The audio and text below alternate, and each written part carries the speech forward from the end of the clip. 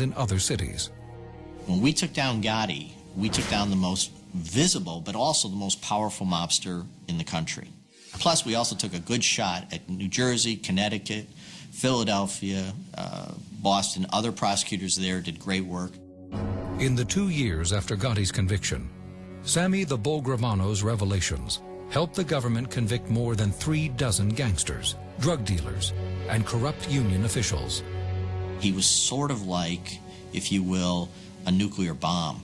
All you had to do was point him at people, and they would plead guilty. Gravano served only 5 years in prison, then went into the Witness Protection Program. This ushered in an era when top-level mobsters began dropping their codes of omerta, or silence. Organized crime's success was its reliance on omerta, the secrecy of the organization, the fact that you can trust your fellow wise guy not to give you up in your criminal conduct. Today, that trust no longer exists. The final report on getting Gotti includes some surprising statistics. Since Gotti was sent to prison, more than 225 Gambino family members have been put behind bars, including 11 bosses and top lieutenants. After more than 2 decades of prosecutions, the mafia no longer controls the leadership of the nation's Big Four labor unions. They do, however, still exert their influence by infiltrating at the local level. Although crime fighters agree the Gambino family has been significantly weakened since the days of Gotti, it is still one of the richest and most powerful criminal organizations in the United States.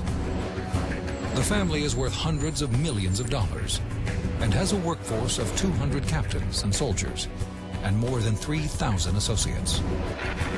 As for the 2 men who once ruled the Gambino crime family with such brutality, in 2001, Sammy the Bull Gravano went back to prison after pleading guilty to drug conspiracy charges. He was sentenced to 20 years at the Supermax prison in Florence, Colorado. John Gotti was sent to the federal penitentiary in Marion, Illinois, where he continued to run the Gambino family by giving orders to his son, John. In 1996, the jailed Gotti stepped down under pressure from the other mob bosses. In 1999, Daily News journalist Jerry Capisi obtained 4 hours of prison video footage showing the elder John Gotti visiting with daughter Victoria and his brother Peter. The video offers a rare window on the Don's feelings about his future. Right now I'm cursed. I'm stuck in this jail here, and that's the end of it. You know, there's nothing I can do about it. He was angry for being in the position he was in and in despair over the fact that there was never going to be a day when he was going to walk outside as a free man once again.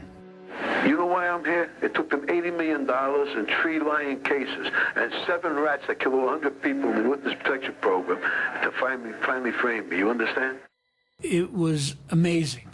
He kept saying over and over how much mail he gets from people around the country, from people all over the world. I got a letter from an 8-year-old kid. An 8-year-old kid. He says, I like your family values. It's a kid from Iowa. Probably got to get up in the morning and go feed cows and shovel horse. On June 10th, 2002, after serving 10 years, John Gotti died of cancer in a prison hospital. Back in Queens, New York, hundreds turned out to watch his funeral procession. By 2003, the government convicted Gotti's 2 brothers, Peter and Richard, on mob-related charges. His son John served 6.5 years in prison for racketeering.